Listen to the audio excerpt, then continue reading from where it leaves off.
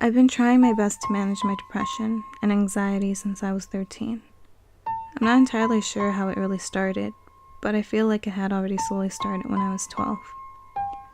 During that time, I was going through puberty like everyone else, and I didn't feel comfortable with the changes I was experiencing. I started feeling self-conscious with the way I looked, and would try to hide myself behind sweaters and hoodies. When I entered middle school, I still had that self-conscious mentality. I was always the shy and quiet type growing up, so it was a miracle whenever someone chose me to be their friend. At least that's what I thought. During 7th grade, I wasn't what you'd call a danger to myself. It was actually an okay year after I made a few friends and got used to all of my classes. Now, 8th grade was when it all just hit me. I didn't have any classes with my closest friend Ray, so I felt alone since she was the main person I talked to. I remember getting looked at by some people when I had to talk in class, and noticed them laughing or looking at me like I was below them. I never went through physical bullying, but there was some verbal. I always felt like an outsider whenever I was around people, and I know that's part of the reason why I started to hate myself. I started to cry a lot, I hurt myself, I thought about suicide and attempted it. My grades went from A's to B's to D's and F's. It was a miracle I passed and made it to high school. High school had its ups and downs. I went to a small one where my class was the first to the newly opened upper level school, so it wasn't so intimidating.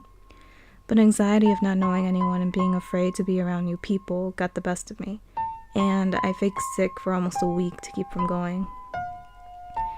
Faking sick was always my escape when I felt anxious. I also faked sick in 8th grade for a week until my parents forced me to go, just like they did when I was in 9th grade. I made my few friends when I returned, and looking back, 9th grade was a pretty good year. Of course, when there's good, there was bad just waiting to knock on my door.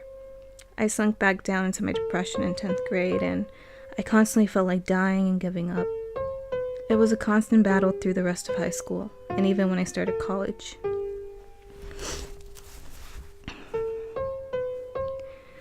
The thing is, I consider myself my own worst enemy, where I abuse myself more than anyone else has. I've starved myself on purpose whenever I felt overweight, or that I didn't deserve to eat because I was worthless. I felt excluded from things because of my socially awkward behavior. I've gotten used to the bad habit of comparing myself to others and criticizing everything I do and how I look. I hate pictures and mirrors because just looking at myself automatically turns on the self-judgment within me.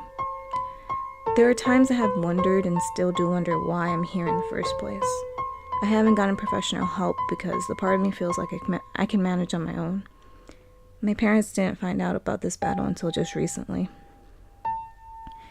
It sucks when I fall down and feel so low where writing doesn't even console me. I tried to kill myself freshman year of college, but a friend of mine reached out to me via phone before I could even attempt to do it. Since then, I haven't attempted suicide, but I have thought about it. I remember when I was 16, I told my doctor I was depressed and suicidal, but out of fear, I lied to her weeks later saying I was fine and it was just a phase. I regret it a little since I could have probably gotten some help, but I was scared of my mom finding out and thinking I was crazy. It's hard sometimes to explain how I feel to people who can't really understand.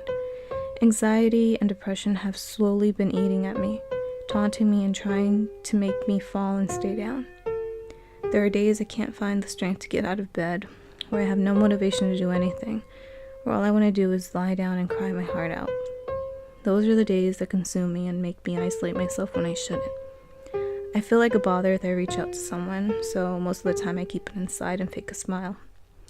I overthink and listen to the negative thoughts more than the positives. Not because I want to, but because I've trained myself to believe them more. It does get tiring when I have to constantly make sure I'm not dwelling in the bad feelings. It drains me to the point I don't want to do anything or say anything.